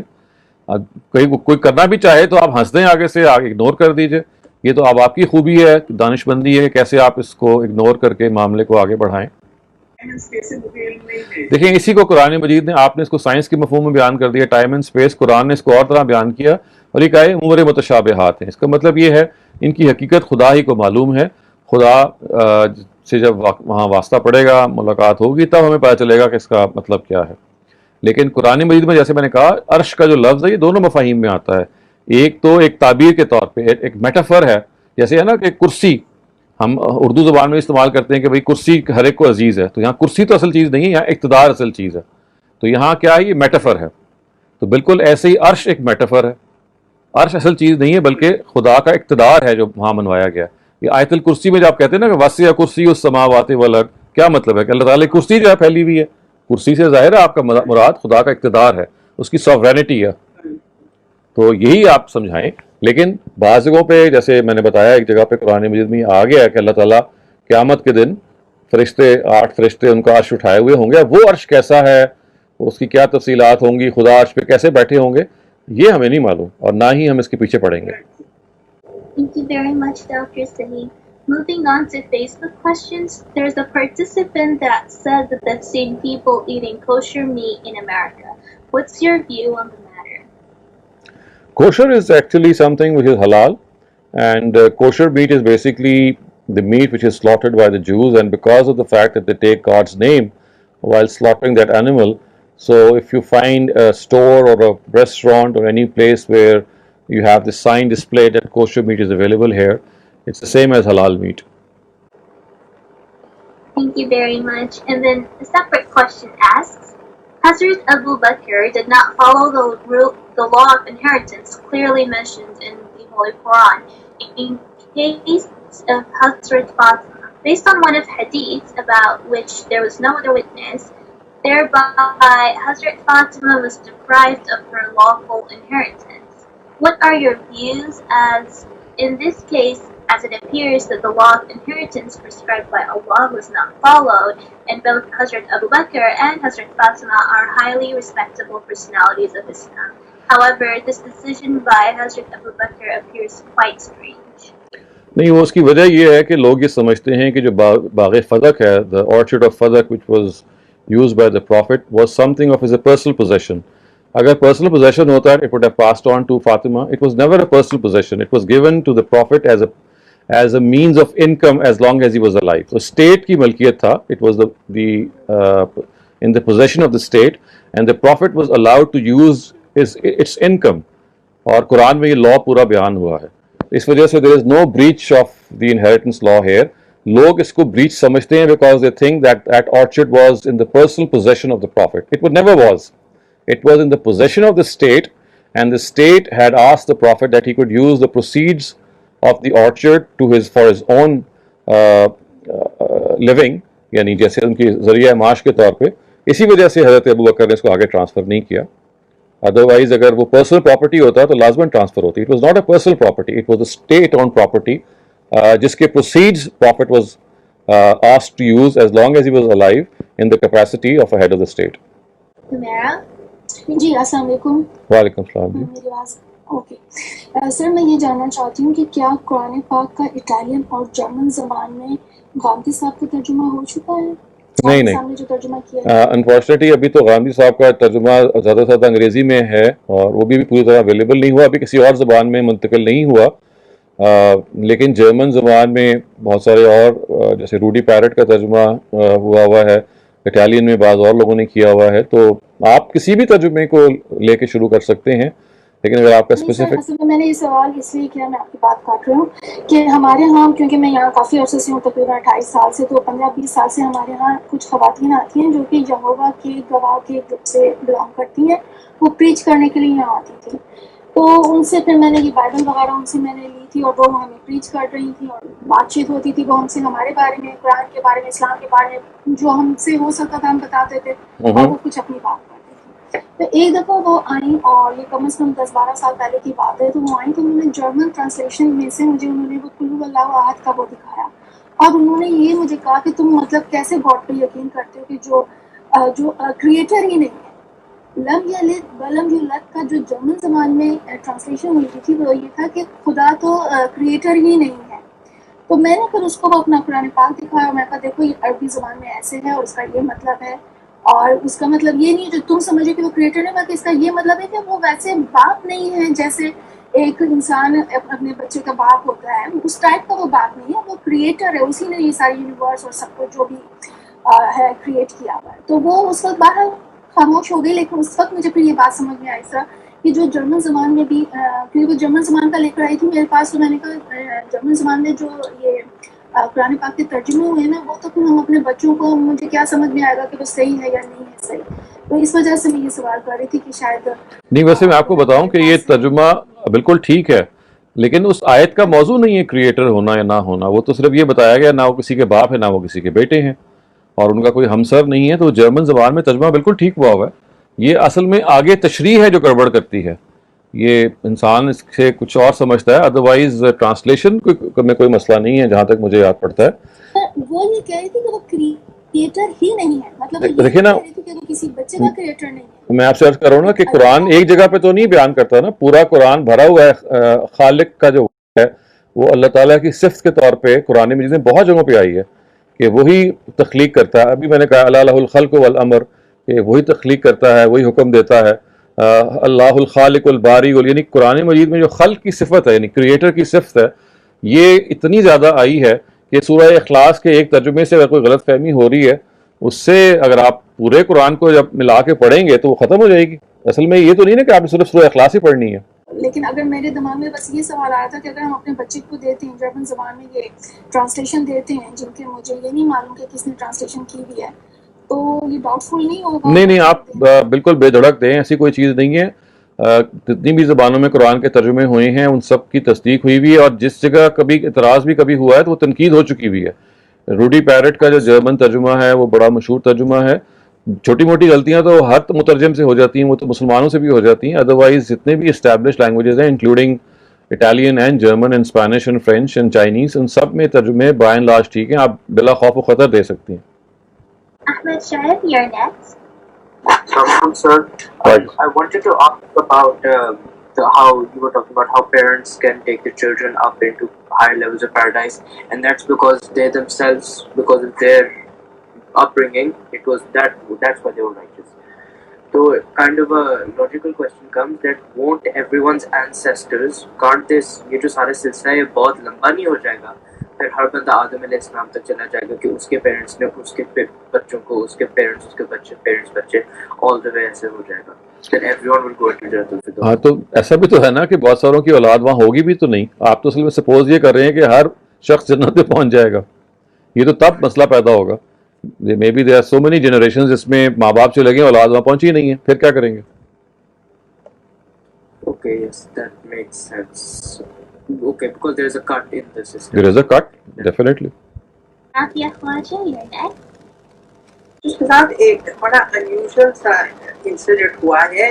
میری دوست نے مجھے بھی بتایا ہے کہ اس کے بیٹی، اس کے 3 بچے ہیں، and her son-in-law has become very religious and comes and tells his wife کہ میں ایک پور وڈو سے شادی کرنا ہوں، کیونکہ پروفیٹ صلی اللہ علیہ وسلم نے ہمیں یہ انسٹرکشنز دی تھی کہ وڈو سے شادی کرو، آرفنز کا خیال کرو. Of course the family is quite shocked and devastated. میرا آپ سے سوال ہے کہ جو حضور صلی اللہ علیہ وسلم کے زمانے میں ہوئی تھی وارس کی وجہ سے، is that applicable today? Because now the wife has told her parents that I can't live with this man. تو اس میں آپ کیا گائیڈنس دے سکیں گے؟ شکریہ. دیکھیے، میں تو یہ ہمیشہ کہتا ہوں کہ جو اس طرح کے سچویشنل کیسز ہوتے ہیں نا، اس میں آپ کوئی امپورٹنٹ گائیڈنس نہیں دے سکتے جب تک کہ the person involved you are not able to know the complete circumstances. لیکن اصولی بات یہ ہے کہ اس کا تعلق جنگ سے نہیں ہے. آپ کسی بھی وجہ سے دوسری شادی کر سکتے ہیں، آپ ہیلپ کرنے کے لیے، آپ کسی اور وجہ سے کر سکتے ہیں. لیکن قرآن مجید نے ایک بہت قطعی شرط لگائی ہوئی ہے کہ آپ کو بیویوں کے درمیان پھر عدل کرنا ہوگا. اور پھر یہ بھی کہا گیا ہے کہ اس سلسلے میں اگر آپ عدل نہیں کر سکتے تو پھر آپ کو لازماً ایک ہی پہ اکتفا کرنا ہے. تو شادی پہ تو کوئی پابندی نہیں ہے. اگر وہ کرنا چاہتے ہیں تو دوسری خاتون کو، دیکھیے دونوں کے پاس یہ آپشن ہے. اگر وہ خاتون ایک دوسری شادی کرنا چاہتی ہیں وہ کر سکتی ہیں، لیکن she have to get divorce from this person. یہ کرنا چاہتے ہیں تو ان کے پاس آپشن ہے that she can stay with the husband if she accepts the second wife, or she can go away. تو ایک لحاظ سے تو یہ دونوں کو اپرچونٹی ہے. تو اگر وہ شادی کرنے پہ تل رہے ہیں تو پہلے تم کو یہ بتانا چاہیے کہ ایک شادی جو ہے وہ آئیڈل شادی تو ایک ہی مرد اور عورت سے چل سکتی ہے. لیکن اگر آپ کسی وجہ سے تل گئے ہیں تو بہرحال آپ کو یہ دیکھنا چاہیے کہ آپ کی جو پہلی وائف ہیں، ان کے جو بچے ہیں، کہیں ایسا نہ ہو کہ وہ باغی ہو جائیں، کہیں ایسا نہ ہو کہ آپ کی پہلی شادی ایک جیسے کہتے ہیں داؤ پہ لگ جائے. یہ باتیں سمجھانی چاہیے. اور اسی وجہ سے میں یہ سمجھتا ہوں کہ ملکوں میں یہ قانون بننا چاہیے کہ جو لوگ دوسری شادی کرنا چاہتے ہیں وہ پہلی بیوی کی اجازت سے کریں.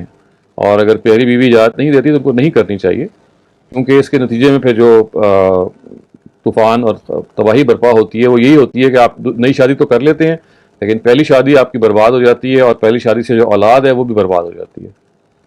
تو یہ تو ظاہر میں رائے تبھی دے سکتا ہوں کہ جب یہ لا ہو، لیکن at the absence of that law اگر وہ صاحب شادی کرنا چاہ رہے ہیں تو یہ ان کو حق حاصل ہے.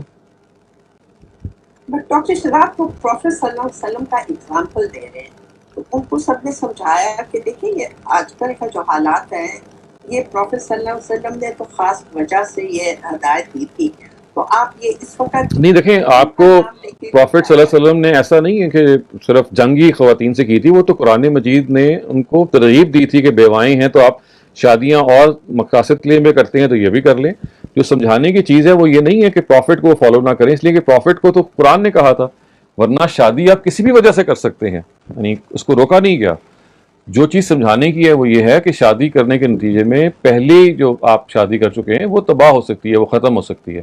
اور اگر آپ نے اس کلچرل ایشو کو ایکسیپٹ نہیں کیا تو you will end up losing your first wife, and if you prepare to lose your first wife and the children from that first wife تو ٹھیک ہے، یو کین گو اہیڈ. آپ advise نہ کریں. تو پروفٹ کی اگر وہ مثال دیتے بھی ہیں تو میں نے جیسے کہ عرض کیا that is not the real example, کیونکہ پروفٹ نے تو واقعی یہ کام کیا. اور اگر فرض کیجئے کہ جنگ نہ بھی ہوتی تب بھی چونکہ اسلام الگ سے اجازت دیتا ہے whether it is جنگ اور not, it says کہ for any valid reason you can marry again.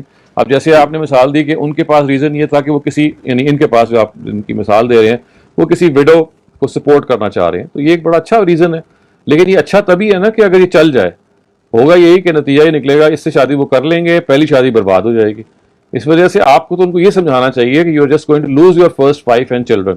لیکن اگر وہ فرض کیجئے نہیں باز آتے تو کیا کر سکتے ہیں، ہمیں کچھ بھی نہیں کہہ سکتے. پھر یہی ہوگا کہ وہ جو پہلی وائف ہے یا تو مجبوراً ساتھ رہیں گی یا ڈیورس لے لیں گی. Our next question is from Asima and Zaleed Mufti. میرا یہ کوشچن ہے کہ ہم میں سے ہر کوئی جیسے جنت میں جانے کی خواہش رکھتا ہے، تو what are the minimum things? Maximum تو بہت زیادہ ہو سکتی ہیں، لیکن کم سے کم کیا ہمیں ایسی اچھی چیزیں کر لینی چاہیے کہ ہمیں لگے کیا ہم تھوڑے سے اپنے سیلف کنٹینٹمنٹ فیل کریں کہ دیر آر چانسز کہ ہم جنت میں جا سکتے ہیں. دیکھیں وہ قرآن نے بیان کر دی ہیں سورہ عصر میں، یہ کہا ہے کہ جو جنت میں جانے یا آخرت میں جو کامیابی کے جو لازمی تقاضے ہیں جس کے بغیر نجات نہیں ہوگی، وہ قرآن نے بیان کر دی ہیں. الا الذین آمنوا وعملوا الصالحات، یعنی آمنوا اور ایمان اور عمل صالح. ایمان سے مراد ظاہر ہے تمام حقائق پر ایمان، جس میں خدا سے لے کے آخرت اور پیغمبروں پر ایمان اور کتابوں پر ایمان. اور عمل صالح سے مراد اخلاقیات اور عبادات اور معاملات، تینوں چیزیں ہیں کہ اخلاقی طور پہ آپ کو ایک اچھی جگہ پہ فائز ہونا چاہیے، اور عبادات میں ظاہر ہے اپنی جو آپ کے ساتھ جو بھی ورشپ ریچولز ہیں وہ آپ خدا کے ساتھ جب استوار کریں تو ان کی روح یعنی لیٹر اینڈ اسپرٹ میں آپ کریں. تو قرآن نے وہاں بیان کر دی ہیں، اور وہاں پہ پھر ایک چیز کو عمل صالح میں پوائنٹ آؤٹ کیا اسپیشلی، اور وہ ہے تواصی بالحق اور تواصی بالصبر. انہی عمل صالح میں ایک چیز یہ بھی ہے کہ جس چیز کو آپ صحیح سمجھتے ہیں اس کو دوسرے تک بھی پہنچائیں، اور جس چیز کو آپ غلط سمجھتے ہیں موقع اور محل ہو تو دوسروں کو بتائیں کہ دیکھیں یہ غلط ہے، اس کو اڈاپٹ نہ کریں. تو ایمان اور عمل صالح وہ دو جامع چیزیں ہیں، یعنی ایمان بھی ایک کمپریہنسو چیز ہے، عمل صالح بھی ایک کمپریہنسو چیز ہے. اگر آپ اس کے اندر اپنے آپ کو شمار کر لیتے ہیں that you are able to observe this or both these limits، تو امید ہے اللہ تعالیٰ آپ کو آخرت میں کامیاب کریں گے انشاءاللہ. اس میں مجھے لگتا ہے کہ there is a wide range of things, تو مجھے لگتا ہے کہ ہر چیز شاید ہم تمام تر کوشش کے باوجود اگر نہیں بھی کر پاتے ہیں، خیر میں یہ تو نہیں کہہ رہی کہ کوئی شیورٹی ہمیں دے سکتا ہے اس چیز کے بارے میں، تو اسٹل میں یہ جاننا چاہ رہی ہوں کہ اللہ تعالیٰ کے پاس مارجن بھی ہے نا کچھ چیزیں. ہاں جی، مارجن تو دیکھیں حالات کے لحاظ سے ہوتا ہے. خداوند تعالیٰ کوئی he will never do something جس میں کوئی ہلکی سی بھی اگر گنجائش ہے کنسیشن کی، تو اللہ تعالیٰ کی جو ہمیں صفت معلوم ہے قرآن مجید سے، وہ تو چاہتے ہیں کہ ذرا سے بھی اگر کوئی کنسیشن کا معاملہ ہے تو he is bent upon giving that concession. لیکن جس چیز کو اللہ تعالیٰ پسند نہیں کرتے اور جن پہ بہت ناراض ہوتے ہیں وہ لوگ ہیں کہ جو کسی غلط بات پر جانتے بوجھتے جم جائیں. یعنی ایک تو ہے نا غلطی سے آپ جم جائیں، ایک یہ کہ آپ کو پتہ ہے کہ یہ بات غلط ہے اور آپ کہیں جی کچھ بھی ہو جائے میں نے تو یہی کرنا ہے. یہ وہ چیزیں جو اللہ تعالیٰ کہتے ہیں میں آپ کے مجھے معاف کرنا میرے لیے بہت مشکل ہے، کیونکہ آپ کو سچ کے بارے میں پتہ چل گیا تھا اور پھر بھی آپ نے سچ کا انکار کیا. اور یہ اس میں ایک حقوق العباد کے حوالے سے میں یہ پوچھنا چاہتی ہوں کہ یہ چیز جو ہے کہ لوگوں کے ساتھ میکسیمم ایفرٹ تو ہمیں کرنی چاہیے کہ ہم ان سے کوئی زیادتی نہ کریں، مگر پھر بھی غلطی کی ہم معافی بھی مانگ لیں. لیکن ایک یہ جو بات ہے کہ قیامت میں پھر ہمیں یہ دیکھنا ہے کہ لوگوں کو اپنے اعمال دینے ہوں گے، اور اس چیز کے بارے میں کچھ آپ کہیں گے؟ دیکھیں یہ تو ظاہر ہے اگر آپ نے کسی کے ساتھ زیادتی کی ہے تو جیسے بھی میں ایک سوال کے جواب میں کہہ رہا تھا کہ آپ کو دنیا میں چاہیے کہ آپ جس کے ساتھ آپ نے زیادتی کی ہے you seek forgiveness from that person, اس کو کمپنسیٹ کریں اور اس سے معافی مانگیں، کیونکہ بہرحال اللہ تعالیٰ ہی کہتے ہیں کہ جو معاملہ حقوق العباد کا ہے اس میں تنہا میری معافی کافی نہیں ہے، اس میں جس کی معافی بھی ضروری ہے، اور قرآن نے اس کو بیان کیا ہے، یہ کہا ہے کہ الا الذین تابوا واصلحوا، یعنی توبہ کرنے کا مطلب یہ ہے کہ آپ معافی مانگیں، اور اصلحوا کا مطلب یہ ہے کہ جو آپ نے زیادتی کی ہے اس کو کمپنسیٹ کریں، اصلاح کریں اس چیز کی۔ تو اس وجہ سے اگر دنیا میں ہم نے یہ نہیں کیا تو آخرت میں وہ شخص ہمارا گریبان پکڑ سکتا ہے اور یہ کہہ سکتا ہے کہ دیکھو فلاں فلاں چیزوں میں زیادتی کی تھی، اور پھر اس معاملے میں کوئی لین دین اگر ہوگا تو ہمیں اللہ تعالیٰ کے پیغمبر نے بتایا وہ پھر اعمال ہی ہوں گے، ہمارے اچھے اعمال اس کے پاس چلے جائیں گے، اور اگر وہ ختم ہو جائیں گے تو پھر نبی صلی اللہ علیہ وسلم نے کہا کہ اس کی برائیاں آپ کے کھاتے میں آنی شروع ہو جائیں گی۔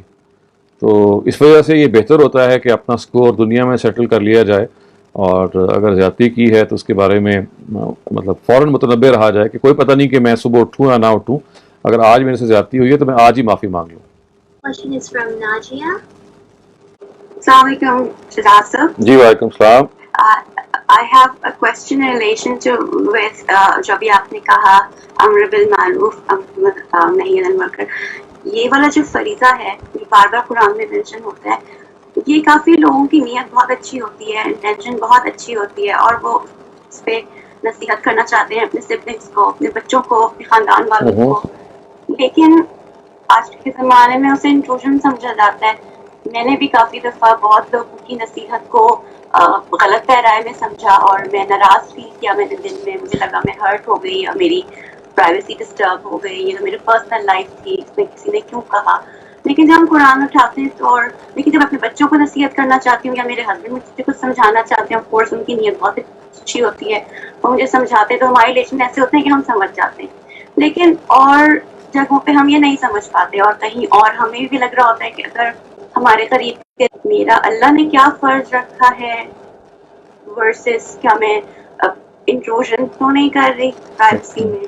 تو یہ ایک مسئلہ سا رہتا ہے کہ میں نے خود بھی محسوس کیا کہ کوئی مجھے سمجھانا چاہے اچھی بات تو مجھے اس وقت سمجھ نہ آئے اور مجھے برا سا لگا، اینڈ دل میں میرے کافی عرصے تک وہ بات رہی جب تک اللہ نے خود مجھے وہ ہدایت نہیں کی، اللہ نے اپنا کرم نہیں کیا کہ مجھے خود صحیح غلط نظر آیا، اس وقت تک میں اس نصیحت کو برا سمجھتی تھی.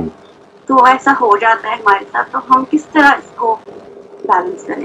تو دیکھیں اس کا بھی قرآن نے حل بتایا ہے، اور یہ کہا ہے کہ ذکر نفعت ذکرہ، آپ کو نصیحت کرنی چاہیے، دوسرے کی کریکشن کرنی چاہیے اگر آپ سمجھیں کہ دوسرا کریکٹ کروانے کو تیار ہے، ہی اور she is in the proper frame of mind, he would accept what you are going to say. اگر اس کے بارے میں آپ کو اندازہ ہے کہ ریئیکٹ ہی کرے گا، آپ کی بات نہیں سنے گا، آپ کی بات کو وزن نہیں دے گا، تو قرآن نے یہ نہیں کہا کہ پھر آپ کو لازمن کرنا ہے. قرآن نے کہا کہ جہاں پہ حالات سازگار ہیں، نظر آتا ہے کہ آپ کے کہنے اور سمجھانے سے there is going to be a difference، وہاں کہا ہے کہ ذکر نفعت ذکرہ، کہ آپ کو درست بات تب کرنی ہے، وہاں کرنی ہے جہاں آپ کو نظر آئے کہ بھئی there is a thirst in the other person. اور پھر دوسری بات یہ کہ اس کریکشن کے بھی ایک سکل ہے، میں اکثر اس پہ بات کرتا رہتا ہوں. کسی کو جو نصیحت کرنا ہے نا، یہ ایک آرٹ ہے، اور یہ ایک بڑی مشکل آرٹ ہے، لیکن جتنی مشکل ہے اتنی ضروری ہے کہ ہم سیکھیں. یعنی یہ آرٹ ہے کہ آپ کو دوسرے آدمی کو یہ محسوس نہیں ہونے دینا کہ آپ ایک سپیریئر پوڈیسٹل پہ ہیں اور آپ پتہ نہیں اس کو کہہ رہے ہیں کہ تم مجھ سے کم تر ہو، میں تمہیں یہ بات بتا رہا ہوں. آپ کو یہ محسوس کرانا ہے کہ آپ اس کے خیر خواہ ہیں، you are a his or Hare well وشر. اور یہ ہے کہ پہلے دوستی پیدا کرنی ہے، اعتماد کا تعلق بحال کرنا ہے، دوسرے کو یہ محسوس کرانا ہے کہ مجھے کوئی آپ سے لین دین میں کوئی لالچ نہیں ہے، مجھے صرف اور صرف خدا کی وجہ سے، جو نبی صلی اللہ علیہ وسلم نے فرمایا نا کہ دین النصیحہ، یہ مذہب دین ایک خیر خواہی کا نام ہے، to be well wisher of the other person. اور یہ وہ چیز ہے جس کو پہلے اسٹیبلش کرنا ہے. تو اصل میں ہم جو ہے نا، جو آرٹ آف کریکشن ہے، کیونکہ اس سے واقف نہیں ہوتے اور وقت بے وقت کریکشن ہمارے پہ سوچ جاتی ہے، ہم قرآن کی آیت یاد آ جاتی ہے کہ ہم نے کریکٹ کرنا ہے، and we just go about following it. تو یہ we have to learn this art of correction, and this as a said has a number of things, starting with the fact کہ آپ نے you don't have to start off right with your criticism or your correction. پہلے آپ ایک تعلق، ایک دوستی، ایک ناطہ پیدا کریں جس سے دوسرا آدمی محسوس کرے کہ بھئی ایک میرا ویل وشر ہے. پھر یہ موقع کا انتظار کریں. آپ کو زندگی میں وہ موقع ملیں گے جب آپ کسی کو نصیحت کریں گے. بعض دفعہ ایک آدمی نرم ہوتا ہے، اس کا دل نرم ہوتا ہے، حالات پیدا ہو گئے ہوتے ہیں، کسی کی ڈیتھ ہو گئی ہوتی ہے یا کوئی اور وجہ ہوتی ہے، یو فیل کہ your whatever you are going to say is going to make some effect, उस वक्त करें. एक कैलकुलेटेड रिस्क आप लें. फिर रिपीटेडली हर वक्त नसीहत करने की बजाय give the other person the chance. फिर एग्जांपल से नसीहत सबसे अच्छी होती है कि जो आप दूसरे में प्रोड्यूस करना चाह रहे होते हैं वो अपने अंदर पहले उसको दिखाएं. तो I mean this is an art, it's a scale which I have discussed separately several times in some of my other talks. अगर हम वो सीखें और ख़ास तौर से अपनी नेक्स्ट जनरेशन को सिखाएं कि देखिए ज़िंदगी में आपको ये बहुत दफ़ा मामला दरपेश होगा कि आपको किसी पर तनकीद करनी, आपका दिल चाहेगा, आप चाहेंगे किसी को नसीहत करना, आप चाहेंगे किसी को करेक्ट करना, तो वहाँ रुक जाइए. ये इसको सीखिए कि ये एक स्किल है. इस स्किल को सीखेंगे अगर आप तो फिर ज़ाहिर है इसका इफेक्ट होगा. अगर आपने बगैर सीखे हुए इसको इस्तेमाल करना शुरू कर दिया तो ये काउंटर प्रोडक्टिव, जैसे आपने कहा ना, आपको बुरा लगना शुरू हो जाता है कि जब लोग नसीहत करेंगे. बिल्कुल ठीक है, इसलिए कि जो नसीहत करने वाला होता है वो बाज़ दफ़ा देखता नहीं है कि भाई मुझे प्राइवेसी या दूसरे आदमी के हालात किस जगह पे है और क्या वो मामला है कि मुझे किस मौके पे करना है. लेकिन अगर इसको सही मौके पे किया जाए तो आप यकीन कीजिए कि ये इतनी इफेक्टिव चीज़ है और इतना ज़्यादा इसके अंदर जोर है कि there is no parallel to it. Actually it is just a question of learning this art. Thank you, Dr. Saleem. That was it for all the questions today. Right, inshallah, we'll see you next week at the same time, and have a safe week, inshallah, and see you. Khuda Hafiz.